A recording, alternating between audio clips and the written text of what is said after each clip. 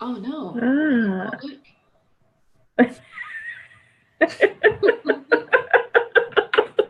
Why are you guys laughing? No reason. Nothing to laugh at. This is a serious matter. We're talking about serious issues. Oh. Okay. We are talking about serious issues. Here we are. Hello, everybody, and happy Halloween. You can see that our guest hasn't joined us with her dress. We're in the Halloween spirit, and Jennifer Sutton is going to be talking about remaining emotionally safe in your divorce. So that's kind of the opposite of a Halloween thing. And we're lightening the load. Right, because if we were a Halloween theme, it would be how to stay unsafe during not only your divorce, but at all times. Halloween is very frightening.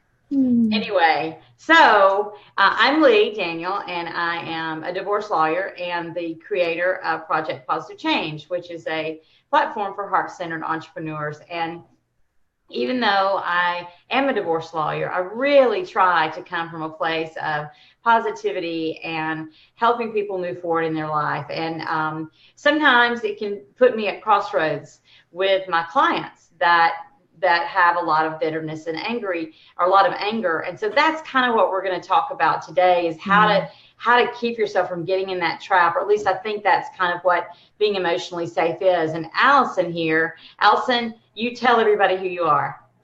I'm going to put this down. I'm not very good at multitasking. Oh. This will be back. So, yeah, I am Allison Reiner. I'm a loved again and forever coach, and that means I try and get you before you hit the divorce courts or before you hit Leigh, and work on exactly what we're going to be talking about today. Work on those bits that make sure that when you hit the divorce courts, you know what went wrong, you know what your part was, and you're less likely to get emotionally involved. The anger can be kept at arm's length, and hopefully we can do, as Gwyneth Paltrow talks about, some really conscious uncoupling. So that's where I come from, which means that, you know, I'm kind of the opposite end of the scale from Leigh, but we work very well together because, you know, we're both members of, well, I'm a member and she's the founder of PPC. We both have the same outlook. We both want, you know, you to be happy, whatever happy looks like for you. Right. And Jennifer, who's our special guest today, tell everybody what you do and what you're going to talk about with us today. All right, thanks for having me, and happy Halloween. And actually what I do, and this topic is actually right in alignment with Halloween, because if you can find your own emotional safety, you can enjoy the festivities more. You won't be as frightened by people that are walking around with pretend heads cut off and things like that. And, you know, witches. And witches. Exactly. And people, you know, with spiky things that could harm you. So it actually fits right in. But I'm Jennifer Sutton from What If Wellness, as you said, and I teach individuals and groups how to get to and then stay in their center so that they can feel safe. And from safety, they can then find new solutions, have more joy and more creativity. If we're stuck in fear, then our lizard brain keeps us in whatever pattern we're already in. And especially when you're in a big thing like looking at getting divorced or in the process of getting divorced, you don't want to stay stuck in your old patterns. You're going to need to see things from a new way. Otherwise, you're going to keep having the same experience. Even after you're divorced, you're going to be in the same boat until you find your safety so that you can then find new solutions. Okay, well, I have a question for you that it's come up recently. I have a client whose little boy keeps saying he doesn't feel safe. So what is that? What is safety? I mean, what exactly does safety mean to you, Jennifer? I'm asking you next, Allison. Yeah, I think for me, there's obviously physical safety. That's going to be one of your biggest questions is, am I physically safe here in this house right now? That's one of the biggest things. Once you've established physical safety, emotional safety for me means that I'm at peace. And if I'm at peace, then I'm not that little gerbil running on the same wheel over and over again. If I can stop and see my solutions or see my situation from the outside, then I know I'm feeling safer. If I'm only stuck inside, I know I'm not safe. So kind of how I look at my life. And for me, I have always, well, not always, I guess in my 20s, I took a martial art. I started studying a martial art. And our 3 principles are how not to be hurt by others, how not to hurt others, and how to be responsible for our own happiness and our own harmony. So that's on all levels. It starts at physical levels, but it's also the emotional levels. And when I first, during my early years in that art, my husband and I then had an issue, and I felt betrayed and hurt. And I went to my sensei and I said, I feel really hurt. How do I not feel hurt about this? And that was part of my training, was how to learn not to feel hurt, even when people do things that seem hurtful. Wow.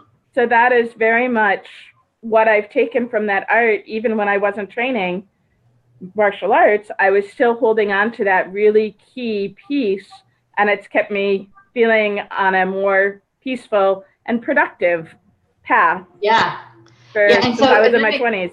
That makes sense, because even for this child, because he doesn't feel at peace, and there's a lot of turmoil in the relationship. And I'm going to ask Allison still, I'm not letting you off the hook about what safety is. But what I think that people need to realize is that when they don't feel safe and they're at turmoil, their kids are picking this up. And some kids are much more sensitive. And so what I have to tell people so often is, even if you don't care about yourself, then please care about your kids. Because sometimes people don't even realize how bad not getting past this hurt is for their children. Right, absolutely. So what about you, Allison? If I say, I don't feel safe, and it's emotional, I don't feel, you there's no spooks around. Yeah. But maybe. I mean, what does it mean to you when I say I don't feel safe? I would ask you, what does it mean? That's, Wait a minute. Because no. As if you were my client and you were telling me you weren't feeling safe, I would ask you to give me, in your own words, an explanation for what that looks like, feels like. Because safety to me is different slightly maybe to your safety or Jennifer's safety. So it's really important to understand the words that we use and what they mean to that individual. Sure. That would be the first thing I would do. And then once we'd established it, again, it's very much, we're talking about children especially, what we tend to do as parents, and we think we're doing it from the place of love, is we try and hide what's happening, especially in divorce, especially, not even necessarily in divorce, but when the relationship's in turmoil, we try and do it behind closed doors, we wait till the kids are in bed, but they know. They absolutely know. They pick everything up. And especially, and I say that as a highly sensitive, but, you don't need to be. You pick it all up. So I'm not saying you have to sit down and explain every single detail. And I'm saying that you should not sit down and explain every single detail. Yeah. And I think, you need to give a broader picture, though. You need to give them you need to let them understand that what they're feeling is true. There is some sort of discord going on. How, to what level you want to explain that, so that you don't, because children often find themselves in conflict, and that's where the fear comes in. That's where that feeling scared or unsafe comes in, because they feel something, but they're being told something different. So at least you acknowledge that yes, you may be feeling that because, mum and dad are going through a bit of a tough time. Mum and dad are disagreeing about, whatever.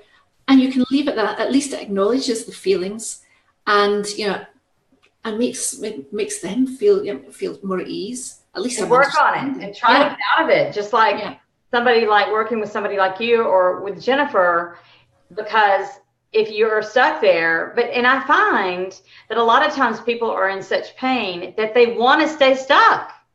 I mean, they really seem to cling on to their pain. And those are the kind of clients that I'm sad to say I don't enjoy working with, because for me, it's about moving through. And so, Jennifer, what's the first step? What's the first step in being emotionally safe? So I'm sorry, say that. What's the first step? First step in being emotionally safe. What does it mean to be emotionally safe? Now, what's the first step?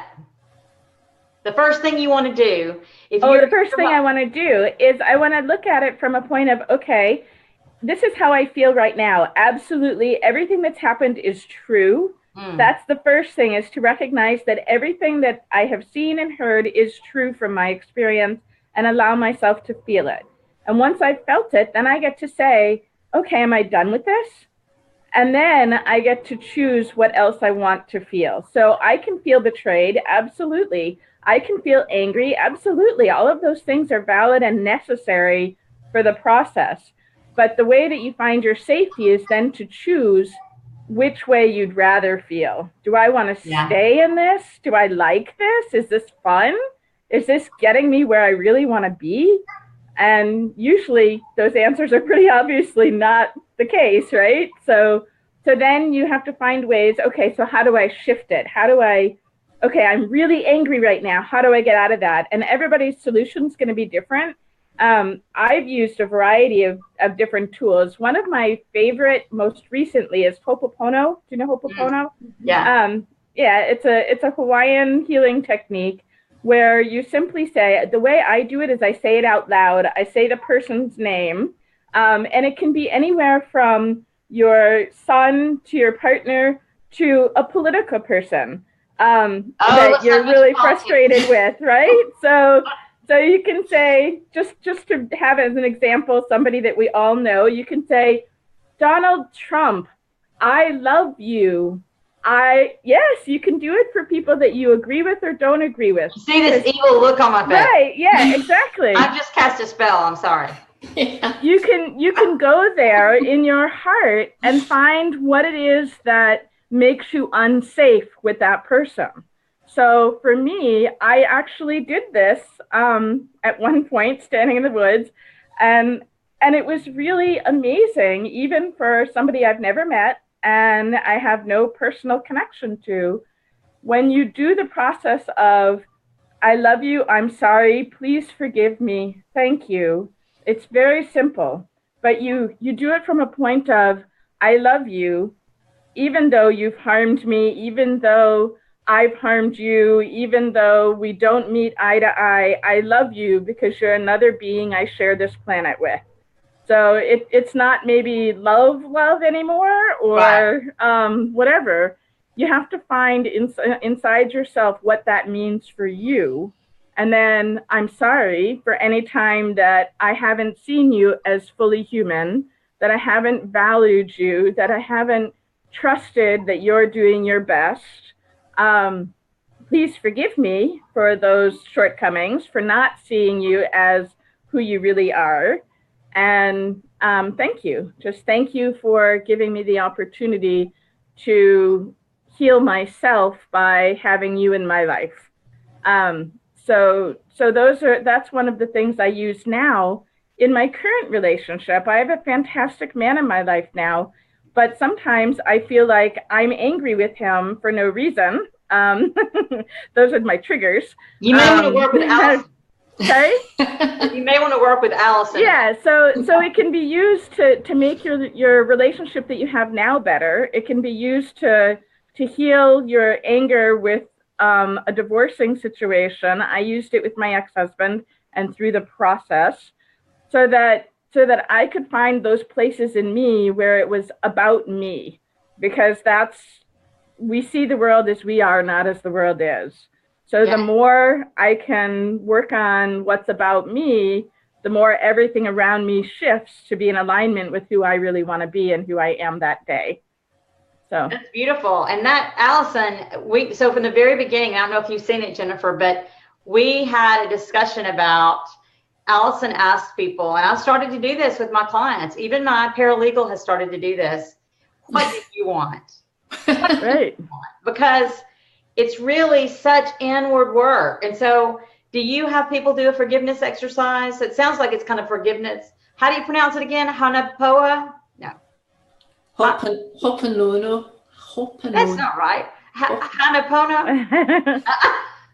Hopopono. Hopopono. Yeah. And I can't spell it except if I Google it, then it spells it for me.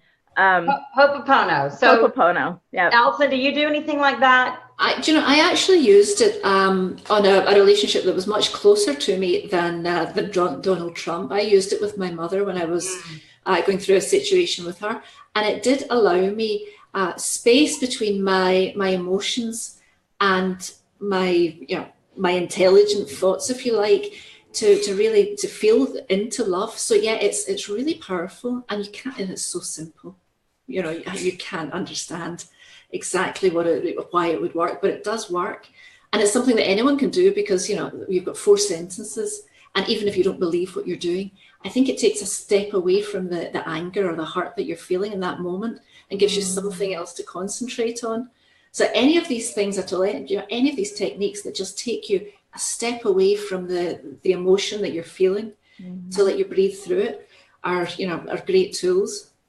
And so what are some things, I'm trying to think of the words that my clients use when they come in to see me. So what are things that make people feel, in case they still are like, I don't really get it, emotionally unsafe? I mean, for me, I was in a relationship where I felt like the other person wanted to dictate to me how the relationship, he didn't, it was like he was going to tell me this was how it was. And that's kind of the first step of what Jennifer was saying, is that you say, this is my reality, right? So that, for me, that's one thing that makes me feel unsafe. When somebody doesn't listen to me and seems to want to, this is the way it is. And it's like, wait a minute. No, it's not. Of course, I found out he was very narcissistic, and we're talking about narcissism next week.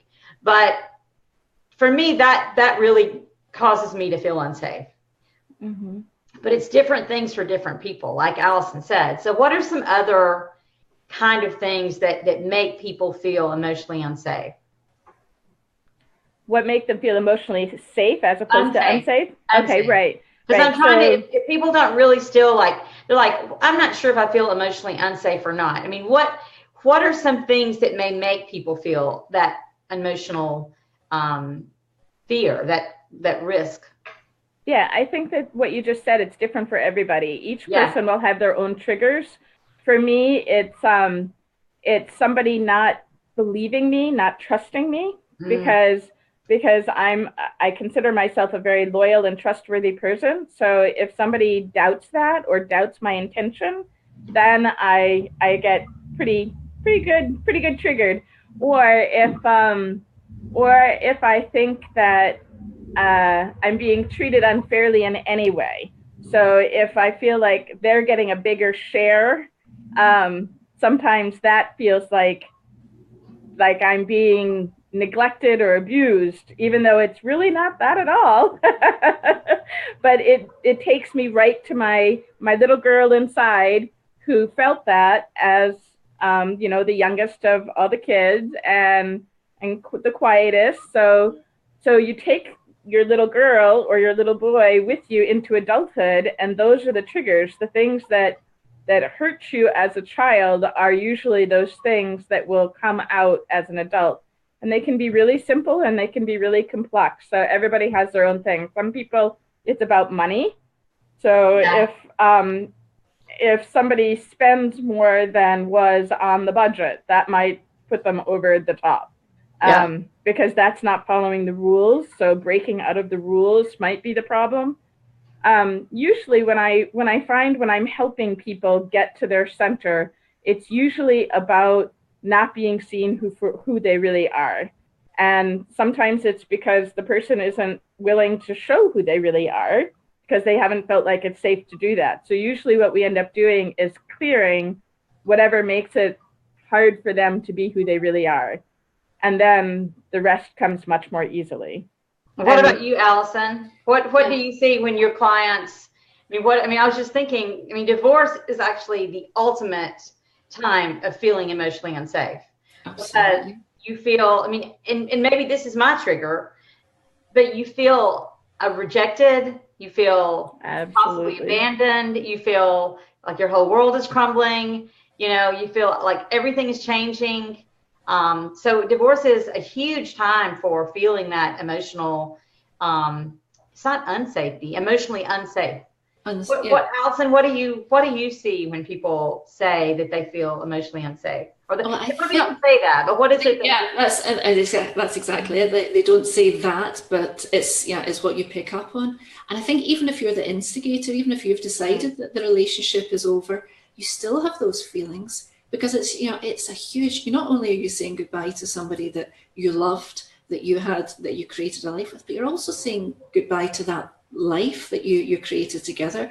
In a lot of instances, the friendships, the way that the family dynamic is going to change. All of those things really, and that's why people take such a long time. I think either you get the two camps. You get the ones that it goes wrong and they're in to see you immediately, or they've spent so long trying to figure it out, and eventually when that place, and I think it's the unknown that creates that sense of unsafety. And that's, we were talking about that last week as well, is creating that vision of what life can be like helps break through, I think, the fear a little bit, because I'm going to leave this, I've no idea what I'm going to. Well, not knowing where I'm going is so much scarier than staying stuck.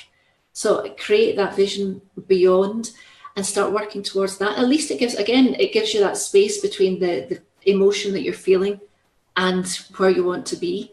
It buys time. It buys a bit of peace of mind apart from anything else. Yeah, I love the visualizing, because I do journaling, and I think that journaling is really super helpful. Just getting all of those feelings out, and like Jennifer first said, validating them. This is okay that I feel this way. This is how I feel. Writing a letter to yourself, writing a letter to that person, or even writing a letter to those feelings. Which sounds a little crazy probably, but writing a letter to those feelings of unhappiness and saying, I understand how you're, anything, just acknowledging it, I think is what Jennifer said. And I think that's really important for my clients to acknowledge. They'll come in and be so sorry that they're crying. I mean, I don't have Kleenex here for no reason. And they're going, I'm so sorry, I'm crying. And I'm like, it's okay. This isn't a really super important time in your life. Mm-hmm. This is a place that you can cry. We're talking about, the dissolution of your marriage, and it's okay for you to cry.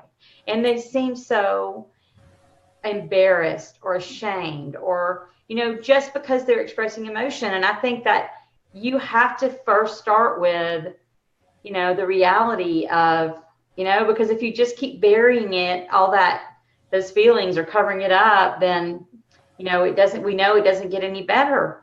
You can't move on. But I also find that, so we've done the forgiveness, we're out in the woods, we've given the forgiveness, and then we get an email or a phone call and we're suddenly enraged. So, Jennifer, how do you bring yourself back? That happened to me a number of times during my divorce process. Me too. And this is actually one of the other keys, is to have a support network, to have people that you can vent to, not back at the person, because that's not going to help. That doesn't usually make a better situation for you. But I actually had a wonderful way of catharsis, that I would get the email and I'd send it to my girlfriend, and she would write a scathing reply. Oh, good. Yes, she would. Oh my God, she was so good. And she would send it to me, and I'd read it and I'd be like, yes, that's exactly it. And then I would send it to my own email as a save, and I'd rewrite it from what really needs to be said as a centered and let's move forward response. But I got to feel it, man. I got to feel as if I could say that, and it was validating for her to think it was okay to say that. And she actually thought I was way too nice in my replies. She's like, you can use some of this for real. and that's important, is to have people that have your back and can feel your feelings with you, and then let you choose where you want to go with it and be supportive of that. I think that is a fantastic idea. As I've been doing these interviews, I've been thinking of ways that I could incorporate this into some sort of guide, some sort of, that I give my clients. And because there's so many things that I'm learning from our guest and from Allison that I've never thought about. I mean, I'm just in the midst of everybody's pain, and I've learned so much. Because I have some clients right now that are really in pain, are really in a lot of emotional pain. And I'm just, these ideas are just, it's just gold. I can't wait to send this video to them. So having a good support system is so important. And so you had your friend, and Allison, who are some other, you can have a coach like Allison or like Jennifer, you both do coaching, right? Yeah. And maybe your minister, they may not say the curse words, but they may. I think you need some curse words when you're in that situation. I think, you've got to be careful with your girlfriends though, or your family, because they often have their own agenda, not from a place of, certainly not to be malicious, but they either want you to stay or they really want you out. So you have to make sure you find that girlfriend that Jennifer has, or that friend that Jennifer has, who lets you do what you have to do, and then takes a step back and hands it back over to you. Someone that holds the space for you without, trying to force you into a corner, especially when you already feel that you're in a corner. You're in that difficult situation when you're going through the divorce process. So you need someone else to stand next to you and then take a step back when it's time for you to move forward. That's perfect. And I know from my own perspective, when people come in the office and I know they're being mistreated and I really want them to get divorced, and I'll be like, and then or I really think that they're giving too much money, or I know that they're doing the wrong thing, and then I have to be like, you know what, I'll support you no matter what. I'm your lawyer, I work for you, you tell me what to do. And my instinct is to get them to fight for them as much as I possibly can. But it's just like Allison just said, you have to, even for me, I have to step back and realize that it's really that person's decision and that person's peace. It's not, it's not for me to feel good about the decision. It's for them to feel that they, I definitely, I had a client once who said, you can represent me the best if you realize I want to take care of my wife. Because I was like, you're giving her too much money. I was so like, you shouldn't be giving her all this money. And he was like, I want to take care of her. And if you want to represent me well, you'll help me take care of her. And I said, okay. And he retained me, and that's what I'll do, right? But you are so right, because everybody gets so fired up and they just want to protect you, and they don't want it. They don't want you to be in that pain. So, okay. So besides that, we've got, we've gone over 30 minutes, but tell me, after you have a support system, how can you, is there a way to ever get away from this feeling of being emotionally unsafe? Is there a way to what? To get away from it, to get rid of those feelings? Absolutely. That's key to shifting into what you really want is when you get rid of the old stuff, make a pile of it over there and step away from it. I use a lot of different techniques. One of the ones that I use most, and what I used during my own divorce, on the way to and from work, you probably shouldn't do it when you're driving, but I did at stoplights and things like that. I use EFT tapping. And then the other thing that I add to it is I add brain training questions. So what if everything's falling into place perfectly, even though it looks like absolute nightmare right now? What if this is perfect for me? And then your brain, your fast brain, as long as you're in safety, your fast brain starts looking for proof that everything's falling into place. And you'll start seeing something that, oh, wow, my life will be a little better this way because we're splitting. Or, you know what I mean? So your brain starts, the fast brain proves whatever you believe. And so if you give it new questions and new statements to believe, then it starts looking for ways to prove that to you. Why am I so thin and young? So and also yeah, that buys some space as well in between yourself and that emotional fear. I love that. That's you're looking great. for something else. You're actually using your brain to look for something else. So it can't be in two places at once. It can't be in fear and it can't be looking for solutions at the same time. That's genius. Exactly. Right. So say those again. Why is everything okay? Why is everything working out for me? What's some more? What if, yeah, exactly. What is, if asking the question is stronger than making a statement, because if you make a statement that everything is perfect for me right now, when it isn't, your brain will automatically prove that it isn't, because it's in opposition to what you truly believe. So what if everything is working out for me? What if my life is getting better and better every moment? Who will I be when who will I be when I have more fun? And your brain will start looking at who you might be in different ways, having more fun. And you'll start seeing magazines that show people having more fun, and your heart will connect to that. So it's like you just start seeing in the world new options that your brain had filtered out before. So that's great. Yeah, it's really fun. And then if you tap while you're doing it, then you're clearing the old energy patterns and tapping in these new possibilities. And that's why the brain training and the tapping together are so powerful and fun, because you can create crazy scenarios while you're tapping just to make your brain jump out of what it thinks it knows is true. So you can say, what if I jump in the lake and at the bottom I find a chest of money? Or, you know what I mean? So your brain starts thinking, wow, maybe there's a chest of money. Maybe it's not at the bottom of the lake. Maybe it's, you know what I mean? So it's just a crazy way, a scientific way to get your brain to do crazy stuff, to jump to a new place. That's and good. Once you're in that new place, it's usually more fun. It's more fun getting there, and it's more fun once you're there. So for people who don't know what EFT is, what is EFT? What is EFT? It's the emotional freedom technique, which of course goes along with this whole safety thing. And it's tapping on acupuncture points. So instead of using needles on acupuncture points, and it's a method that you can use anytime you want. You don't need to be with a practitioner, like with needles, of course, you need to be with a practitioner who knows exactly what they're doing.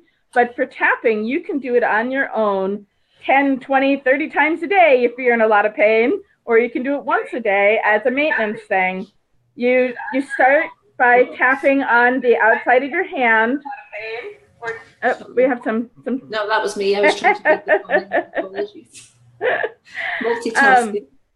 You start by tapping on the outside of your hand, and you say a setup phrase, which is, even though I feel in pain today, or even though life is falling apart around me, I deeply and completely love and accept myself. And even though life is tapping this whole time, even though life looks really hard right now, what if it's shifting toward my highest and best right this moment? So you do 3 setup phrases, and then you tap on the points. And this is all on videos on Project Positive Change already. I'm not the only tapper on there, so there are quite a few different videos from people who lead tapping. And you can go to my Facebook page, What If Wellness, and you can find tapping videos on there as well. Or you can go just to YouTube and put in tapping and divorce, or EFT and divorce, EFT and anger. And you'll find all these videos to tap along with. So you can learn how to do it, see how it's done, and do it for yourself as much as you want or need to. And it's a very powerful tool. You come to practitioners because we can see you from the outside, just like in any situation. Even your friends see you from the outside and can give you new ways of seeing things that you might not have seen. So that's where practitioners come in, is that we can take you to the next level. That's great. Yeah. And Allison, what is, let's give everybody a final tip for emotional freedom. I think you're muted though. I'm sorry, what is what? Allison is muted. Okay. Yeah. Allison, if you can think of one tip for people to go along with EFT or some of the other things, what would you suggest? I think my biggest suggestion is where Jennifer started, and that's feeling it, allowing the emotions, just not trying to deny them anymore. And I know that's difficult because you're terrified. We are terrified of what comes next. We're terrified of feeling that pain, but on the other side of pain is the happiness, is the pleasure. So just allowing yourself, and repeating, either doing it through EFT or just simply repeating, this will pass, this too will pass, whatever you need, just to allow yourself to go into it. And the quicker you go into it, the quicker you get out. Because you get that clarity when you're in the midst of it that you can't get when you're hanging on desperately trying to avoid it. Yeah, that's good. So everybody tell anybody that may be watching now or later how they can find you. And of course, they can find you on Project Positive Change. And you can find me at my law office in Huntsville, Alabama, or online at Project Positive Change. And ladies, Jennifer, you go next. Sorry? You go in and tell everybody where they can find you again. You can find Jennifer at What If Wellness. Oh, I can find me on Project Positive Change or at What If Wellness on the Facebook, or whatifwellness.net for my website. Awesome. Allison? You can find me here every Tuesday morning with you, and you can also find me at my website, AllisonReiner.com. You can come and join my Facebook group where we talk about all things relationship, which is Loved Again and Forever. And and Project Positive Change. That's right. Project Positive Change. That's so everybody go out and have a very happy Halloween, Jennifer and Allison. Thank you. Will do. You too. Thank you for being here today. And have a great day, everybody. Thank you. Bye, bye, bye. Bye. Hold on.